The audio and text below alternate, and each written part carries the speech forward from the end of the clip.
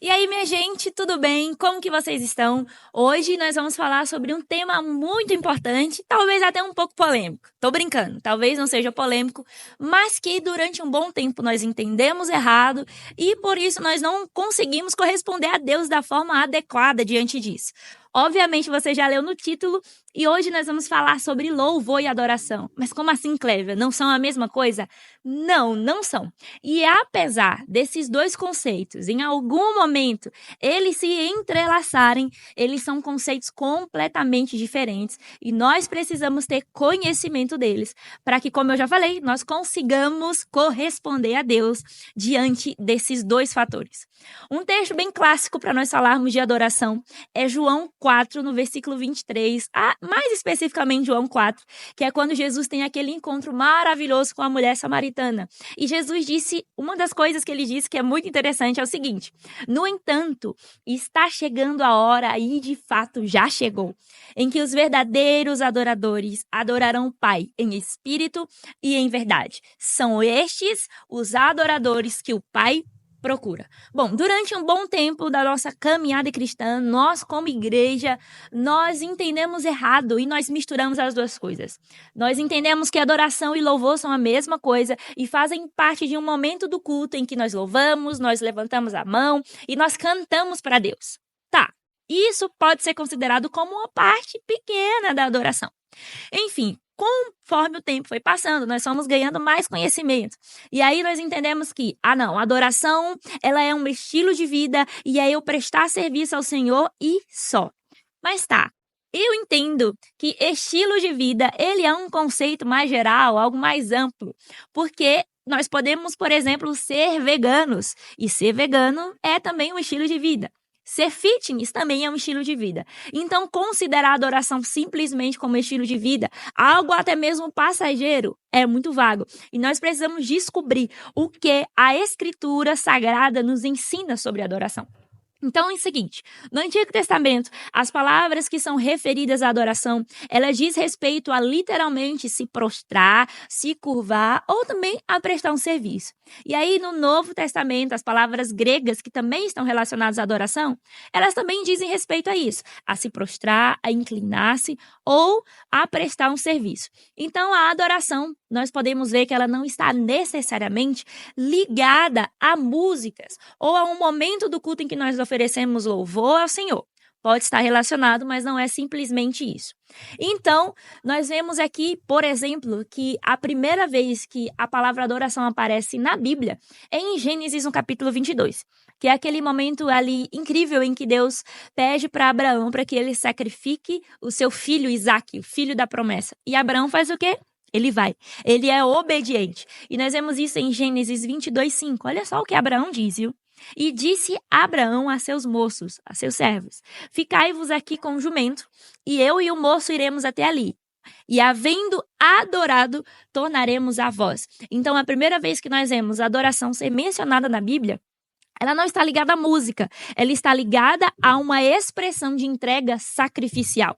Abraão estava disposto a adorar Deus. Como? Louvando? Cantando canções? Não nesse caso. Abraão estava disposto a entregar, a sacrificar o seu filho. E nós conhecemos a história no momento em que Abraão iria sacrificar Isaac. Deus fala com ele e esse sacrifício não é feito, Abraão sacrifica um animal.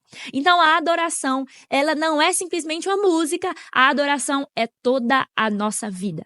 É por isso que a adoração, ela é incessante, ela é ininterrupta, né? Ela não cessa, ela não acaba nunca, ela não diz respeito a apenas um momento, ela é a nossa vida por inteiro. É por isso que a adoração, ela não é só um estilo de vida, a adoração diz respeito à nossa entrega total a Deus.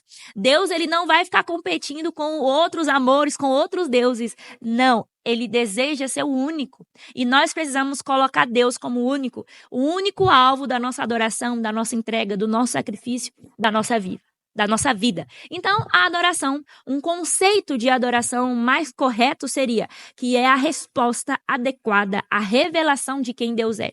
Como assim, Clévia? Eu tenho uma revelação, eu tenho um conhecimento de quem Deus é em qualquer área da minha vida e por isso eu correspondo naquela área. Por exemplo, se eu tenho a revelação, o entendimento, o conhecimento de que Deus, ele é um Deus provedor, eu passo a agir e a corresponder a Deus de forma que ele seja visto nessa área da minha vida. Então eu passo a gerir e a cuidar melhor das minhas finanças, por exemplo. Se eu tenho a revelação de que Deus, ele é o meu pai, eu passo a agir e a me comportar como filho de Deus. Eu entendo a minha identidade e a paternidade de Deus e por isso eu o correspondo em adoração, agindo como filho dele. Por exemplo, cuidar do nosso corpo também é uma forma de nós adorarmos a Deus. Às vezes até a gente é um pouco religioso e começa a julgar as pessoas pelo estilo da roupa delas, porque ela usa tatuagem, ou porque ela usa um brinco, ou porque ela se veste dessa forma. Mas nós estamos destruindo o nosso corpo. E nós até usamos aquele texto para dizer, o nosso corpo é templo do Espírito Santo. Mas nós estamos usando esse texto fora de contexto e simplesmente para satisfazer uma parte de mim. Porque, por exemplo, nós destruímos o nosso corpo, nós não fazemos exercício físico, nós não nos alimentamos da maneira correta.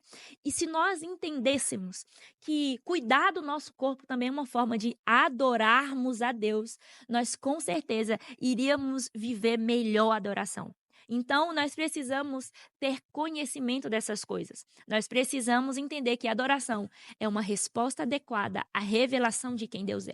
E aí você pode estar se perguntando, tá, Clévia, então agora como é que eu faço para adorar a Deus? Como é que adora a Deus? E Jesus, ele deu essa receita no texto que nós lemos. Em João, no capítulo 4, Jesus diz isso, né? Que a adoração ela deve ser feita em espírito e em verdade. Ou seja, eu preciso ter consciência do que eu estou fazendo. Eu preciso conhecer a Deus, eu preciso me aprofundar nas escrituras. A adoração ela é sem contenda, ela é sem hipocrisia. Eu preciso conhecer a Deus para que eu possa correspondê-lo como ele merece, como ele deve ser correspondido. Então, nós precisamos ser íntegros na nossa adoração. Ela não é durante um tempo simplesmente, ela é toda a nossa vida. É por isso que se nós não estamos tendo Deus como alvo da nossa adoração, se Deus não é o primeiro, outra coisa ou outra pessoa é. Então nós estamos o tempo todo adorando e contemplando. Agora a pergunta fica, o quê?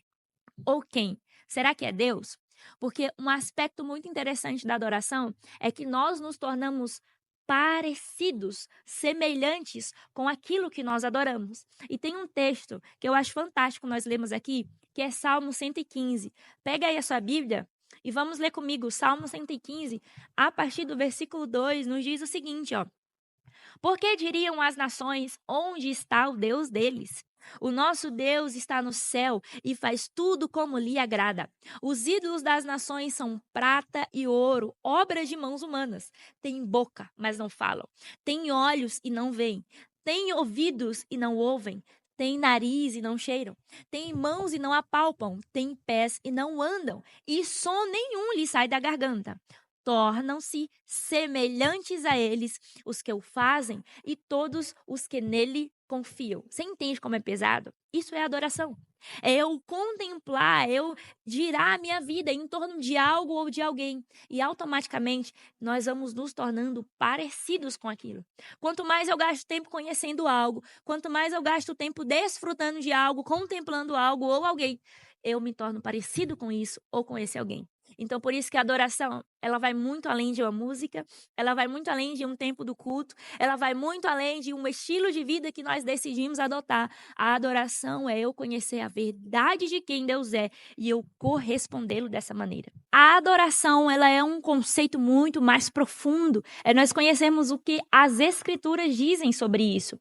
Inclusive, essa dúvida, ela é uma dúvida muito antiga. O texto que nós lemos na mulher samaritana, ela tem essa dúvida, ela pergunta, onde é que nós devemos adorar? É aqui? É em Jerusalém? Qual que é o lugar certo? E aí Jesus fala, olha, o momento já chegou em que não é aqui, não é em Jerusalém, é onde você estiver. Porque a adoração a Deus, como eu já falei, ela não cessa, ela não acaba. Nós conhecemos Deus e nós vamos caminhando em conhecê-lo, em correspondê-lo. Isso é a adoração. Por exemplo, se nós amamos a Deus, nós precisamos correspondê-lo. Nós dizemos que nós amamos, por exemplo, a moda e nós passamos a nos vestir conforme a moda está em alta. Nós falamos que nós amamos determinado time de futebol, então a gente compra roupa, a gente vai assistir o jogo. Então, a adoração é nós conhecermos algo, contemplarmos algo e assim nós vamos caminhando, nós vamos correspondendo a esse algo. E obviamente que nós precisamos ter Deus como primeiro. Deus precisa ser o alvo da nossa vida e da nossa adoração por completo. Então, isso é a adoração, dentro de um conceito mais amplo e daquilo que as Escrituras dizem. A adoração é isso, é eu corresponder a Deus diante da revelação que eu tive de quem Ele é, seja em qualquer área for da minha vida. E assim nós vamos caminhando e o conhecendo mais, certo? Agora nós vamos falar sobre louvor. Durante um bom tempo, nós achamos que eram as duas coisas a mesma coisa, mas não são. Como eu disse lá no início, apesar de que em algum momento esses dois conceitos, eles se cruzam, eles se entrelaçam, eles não são a mesma coisa, nós vamos entender agora o que é o louvor. O louvor, gente, ele é uma oferta espiritual. E é isso que a Bíblia nos diz em Hebreus, no capítulo 13, no versículo 15, diz o seguinte, ó: por ele, pois, ofereçamos sempre a Deus sacrifício de louvor, isto é, o fruto dos lábios que confessam o seu nome. Então, o louvor a Deus, ele é uma oferta espiritual. O louvor é uma das formas de adorar. É como se a adoração, ela fosse um grande círculo. E dentro desse círculo existe o louvor como um desses aspectos da adoração. Então, no louvor, ele é uma expressão física. Isso é muito importante mencionar. O louvor não é simplesmente nós cantarmos. Ele envolve todo o nosso corpo. E por muito tempo nós ficamos perdidos diante disso. Nós achamos que era simplesmente sobre a personalidade de alguém. Ah, não, ele levanta os braços porque é o jeito dele ser, ele é expressivo mesmo. Ah, não, ele grita porque é o jeito dele. Ou ele dá glória a Deus porque todo mundo está dando. E, gente, não. Nós precisamos ter consciência e conhecimento de que o louvor, ele envolve todo o nosso corpo. E nós precisamos fazer isso com entendimento. É verdade que muitas pessoas gritam, rodam, pulam, levantam a mão, batem palma, fazem coisas por impulsos. Fazem coisas porque tá vendo o outro fazer ou porque aprendeu a vida inteira que tem que ser assim, mas nunca entendeu o que as Escrituras dizem sobre isso. Como que deve ser? Como que Deus quer ser adorado? Como que Deus quer ser louvado? Existe uma forma? E sim, gente, existe. A palavra louvor, ela tem 7 significados e todos eles fazem expressão de uma postura física. Ela diz respeito à expressão do meu corpo, onde nós nos rendemos a Deus, onde nós honramos a Ele com o nosso corpo também. Então, o louvor, ele é envolver todo o meu corpo. É eu levantar as minhas mãos, é eu me prostrar, é eu gritar, é eu pular, só que com entendimento do que eu estou fazendo. E tem algum texto que eu quero muito ler com você, que vai expressar bem isso, que é 2 Samuel 6, versículo 14. Vamos ler junto que você vai ver. Essa é uma expressão corporal, né? Sobre isso que nós estamos falando do louvor. Olha só, Davi dançava com todas as suas forças diante do Senhor, e ele estava cingido de uma estola sacerdotal de linho. E lá no versículo 21 diz o seguinte, versículo 20, para a gente entender melhor. Quando Davi regressou para abençoar sua casa, Mical, filha de Saul, saiu ao seu encontro e lhe disse: que bela figura fez o rei de Israel no dia de hoje, descobrindo-se diante das servas e de seus servos, como se descobre um sem vergonha qualquer. Mas Davi disse a Mical: eu fiz isso diante do Senhor, que me escolheu em lugar de seu pai e de toda a casa dele, ordenando que eu fosse príncipe sobre todo o povo do Senhor, sobre Israel. Foi diante do Senhor que eu me alegrei. E me farei ainda mais desprezível e me humilharei aos meus próprios olhos. Quanto às servas de quem você falou, eu serei honrado por elas. Mical, filha de Saul, não teve filhos até o dia da sua morte. Então, se liga nisso. Davi, ele está trazendo a arca do Senhor de volta. E Davi, ele traz isso oferecendo sacrifícios. Davi, ele traz isso dançando, feliz com aquilo que ele estava oferecendo ao Senhor. E a Bíblia diz que Mical vê essa cena de Davi dançando. E ela começa a desprezar Davi. E ela fala: "Que é isso que você está fazendo? Que coisa ridícula que é essa?" Sabe qual que é a resposta de Davi? "Eu me tornarei ainda mais desprezível. Eu fiz isso diante do meu Senhor e eu vou fazer muito mais." Então você entende que o louvor a Deus não é simplesmente, porque a minha personalidade é mais de boa. Não, eu estou louvando a Deus aqui na minha. Tudo bem, mas diante desse conhecimento de que louvor, ele envolve o levantar das minhas mãos, ele envolve o me prostrar, ele envolve eu abrir a minha boca, não tem como, gente. Por exemplo, quando nós estamos assistindo a nossa série, você que gosta aí de dorama, você que gosta aí de assistir um filme, ou você que gosta de assistir futebol, né? Os homens aí de plantão. Como é quando você está assistindo? Como é que você reage quando o casal por quem você estava torcendo o dorama inteiro, eles finalmente se casam? Você aí que assistiu Pousando no Amor, me fala. Como que é quando você está assistindo um jogo de futebol e o seu time faz um gol? Aquele gol ali que é o final de tudo. Como é que você reage? Como que é a expressão do seu corpo? Você fica de boa, você fica mais na sua porque, né, é o seu jeito de ser. Não. Não. Na maioria das vezes você grita e misericórdia, tem alguns irmãos que xingam que Jesus os liberte. Então você não fica parado, você não fica quieto, você não fica contido, porque aquilo você está louvando, aquilo você está contemplando e você não consegue não se expressar. Você levanta a mão, você grita. Como que é quando a gente está com raiva? Me fala. Você fica sem expressão nenhuma? Impossível. Você se expressa, você fica bravo, você fica vermelho, né? Então o nosso corpo, ele é uma forma de nós louvarmos a Deus. O louvor a Deus genuíno é aquele que eu me expresso. É aquele que com entendimento eu levanto sim as mãos, eu grito, eu pulo, porque eu estou diante do meu Deus. Eu não estou diante da minha série favorita. Eu não estou diante do meu time de futebol. Eu estou diante do Deus que me salvou. Eu estou diante do Deus que resgatou a minha vida. Lembra aquela mulher que ela lava os pés de Jesus, que ela derrama, quebra o vaso ali aos pés de Jesus e derrama nos pés dele? O que ele diz para ela? Aquele a quem muito é perdoado, muito ama. Então, quando eu tenho conhecimento do que ele fez por mim, gente, eu vou me entregar ao meu máximo. Eu vou louvar a ele. E mais ainda, o louvor não é simplesmente no culto. Não é simplesmente os 30 minutos que nós passamos ali no culto louvando, em comunidade. Isso é incrível. E nós precisamos entender que quando nós fazemos isso juntos, né, como igreja do Senhor, isso tem um poder, assim, inimaginável. Nós precisamos viver isso. Mas nós também devemos viver o louvor no nosso dia a dia, no nosso íntimo com Deus, na nossa devocional com Ele, de louvarmos a Ele. Ainda que a gente não saiba cantar bem, ainda que a gente fique inseguro, nós precisamos louvar a Ele. Precisamos nos prostrarmos e nos rendermos a Ele. Então, entenda o seguinte. Nós achamos por um bom tempo que o louvor do culto, ele era simplesmente uma distração. Uma distração. A gente até fala de uma forma errada. Não, que o louvor ele é simplesmente uma preparação para a palavra. Porque o louvor ele é uma distração ali no culto. Ele é uma oportunidade para que eu chegue atrasado no culto. E não, gente.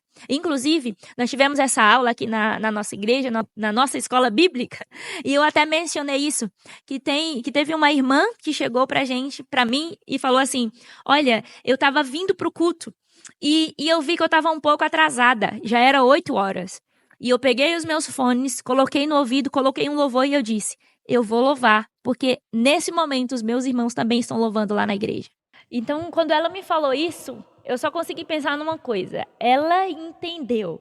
Porque o louvor, ele não é uma distração, ele não é uma perca de tempo. Você aí, você que canta na sua igreja, você que toca na sua igreja, ou você que vai ao culto, não ache que o momento do louvor é qualquer coisa. Não ache que louvor é qualquer coisa, louvor é coisa séria. E guarde isso, uma igreja que canta a Bíblia, ela é uma igreja que amadurece. Então, quando nós declaramos a palavra de Deus e nós expressamos com o nosso corpo, esse é um louvor genuíno. É nós declararmos palavras de amor a Ele, é nós declararmos os atributos dEle, inclusive nesse momento agora, em tempo real, no céu. Todo o céu inteiro, os anjos, os seres, eles estão declarando: Santo, Santo, Santo é o Senhor dos exércitos, e toda a terra está cheia da sua glória. E em todo o tempo eles estão declarando isso. Eles olham para Deus e essa é a resposta para Ele. E mais ainda, a Bíblia também diz que eles lançam as suas coroas, eles se rendem ao Senhor. Então nós o conhecemos e nós correspondemos isso em louvor e com a expressão do nosso corpo. Gente, o louvor, ele é algo importante. E nós vemos na Bíblia, por exemplo, que os músicos, eles louvavam diante do tabernáculo. Vamos ver isso em 1 Crônicas. Vamos conferir aí na Bíblia, abre a sua Bíblia, nós estamos falando dela. 1 Crônicas, no versículo 25, no capítulo 25, desculpa, diz assim, ó. Davi, juntamente com os chefes do serviço, separou para o ministério os filhos de Asaf, de Emá e de Jedutum, para profetizarem com harpas, liras e símbolos. A lista dos encarregados desse ministério foi. E aí ele traz uma lista de pessoas que ele escolheu, que ele separou, para que ficassem ali no tabernáculo louvando ao Senhor dia e noite. E é daí, inclusive, que surgem as salas de oração, onde tem turnos de oração, onde as pessoas louvam, onde as pessoas cantam a Bíblia. E isso surgiu lá das Escrituras. É por isso que louvor não é qualquer coisa. O louvor, ele é importante. E isso percorre a Bíblia inteira. Gente, Deus ama música. Nós vemos isso em Jó, capítulo 38, versículo 7. Pega aí a sua Bíblia para você não achar que é fonte da minha cabeça. Está na Bíblia. Ó. Quando as estrelas já aljavam juntas, alegremente cantavam, e todos os filhos de Deus gritavam de alegria. Então Deus, ele ama a música. Nós vemos que a música, ela está inserida desde a criação do mundo. Os anjos cantam, como eu já mencionei. E você sabia que Jesus cantou na última ceia? Em Mateus 26:30 diz que Jesus, após ele cear ali com seus discípulos, ele cantou um hino. Confere aí nessa Bíblia, Mateus 26:30. Jesus, ele se fortalecia com o louvor. Diante do pior cenário, da coisa mais difícil da vida de Jesus, o que Jesus fez? Louvor. Ceou com seus discípulos e louvou. Uma passagem bem conhecida que envolve louvor é a passagem onde Paulo e Silas, em Atos 16, eles estão presos, acorrentados, mas eles louvavam a Deus. E com tanta intensidade, com tanto fervor, eles louvavam a Deus que as cadeias foram quebradas. Gente, o louvor é coisa séria. Nós correspondemos em verdadeiro louvor e adoração quando nós entendemos quem Ele é. Gente, a música, ela também discipula. Você sabia disso? Por exemplo, eu nunca vi a gente escutar um pancadão, um funk e ficar amando mais a Deus. Não estou falando do ritmo, mas da letra que nós vemos. Quantas vezes nós já ouvimos uma música sertaneja, Jorge Mateus, Henrique e Juliano, e aí vai a lista, e nós ficamos sofrendo por alguém, sendo que nem existia um alguém. Porque a música, ela começou a mexer com a gente dentro daquela área. Então, a música, ela tem um poder que, se nós entendermos isso, nós vamos saber usar para a glória de Deus. Então, nós precisamos corresponder a Deus em louvor e nos prostrar a Ele. E outra coisa, tá? Isso não significa que nós temos que fazer sentindo, porque às vezes a gente acha, não, mas quando eu estiver no meu momento ali de louvor, no culto, e eu sentir que eu tenho que levantar a mão, então eu levanto a mão ou eu me prostro. Não, gente. Não, porque lembre o que nós falamos sobre adoração, é nós o correspondermos diante da revelação que nós temos de quem Ele é. E isso pode ser, no momento do culto, eu tenho uma revelação de quem Ele é, e aí eu levanto as minhas mãos, e aí eu me prostro, ou não. Nós já temos o conhecimento de que Ele é o Deus que salvou a nossa vida, de que Ele é o Deus que nos ama, é o nosso Pai, é o nosso provedor, é o nosso amigo. Então, no momento do culto, eu não preciso sentir para fazer. Óbvio que é maravilhoso sentir, mas eu não preciso, eu não dependo de sentir para louvar e me prostrar ao meu Deus, certo? Então nós o louvamos por quem Ele é e pelo que Ele faz. Gente, outra coisa, todos nós, somos sacerdotes. Isso porque a gente acha que é uma responsabilidade somente dos ministros de louvor nos envolver no louvor e na adoração a Deus. E muitas vezes a gente até julga os ministros. O louvor hoje não foi bom. Eu não senti a presença de Deus. Deus não falou comigo. Porque nós estamos dependentes dos ministros de louvor. Nós estamos dependentes da bateria para que a gente se emocione. Nós estamos dependentes da guitarra para que a gente chore. Nós estamos dependentes de que alguém dê um comando lá na hora do louvor para eu levantar a mão e aí por isso eu levanto a mão. Gente, não. A palavra de Deus cantada, ela é suficiente. Deus é suficiente para que eu me alegre, para que eu levante as minhas mãos. Quando Jesus morreu, o véu que havia no templo e que nos separava dele, ele foi rasgado. Como um símbolo para nos mostrar que hoje em dia nós também somos sacerdotes e nós podemos nos achegar a Deus. Então, apesar de que os músicos, os ministros de louvor, eles têm uma responsabilidade e nós precisamos entender isso, nós também precisamos entender que toda a igreja, é sacerdote, pode se achegar a Deus e pode falar com ele. Olha só o que diz em 1 Pedro 2,9. Vocês, porém, são geração eleita, sacerdócio real, nação santa, povo de prioridade exclusiva de Deus, a fim de proclamar as virtudes daquele que os chamou das trevas para a sua maravilhosa luz. Nós podemos nos achegar a ele, nós somos sacerdotes e nós podemos oferecer a ele um louvor genuíno. Gente, Jesus, ele não só nos salvou, mas ele nos comissionou.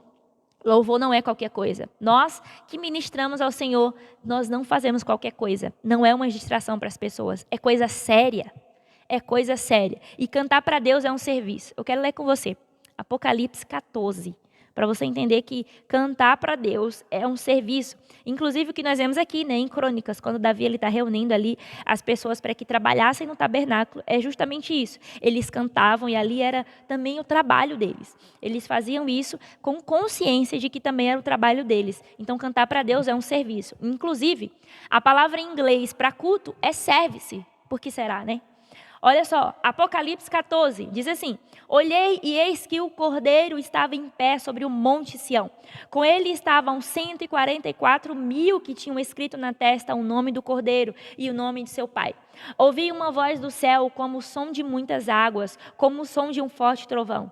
A voz que ouvi era como de arpistas quando tocavam as suas harpas. Entoavam um cântico novo diante do trono, diante dos 4 seres viventes e dos anciãos. E ninguém podia aprender o cântico, senão os 144.000 que foram comprados da terra. Estes são os que não se macularam com mulheres, porque são virgens. Eles seguem o Cordeiro por onde quer que ele vá. São os que foram comprados dentre todos os seres humanos, as primícias para Deus e para o Cordeiro. E não se achou mentira na sua boca, não tem mácula.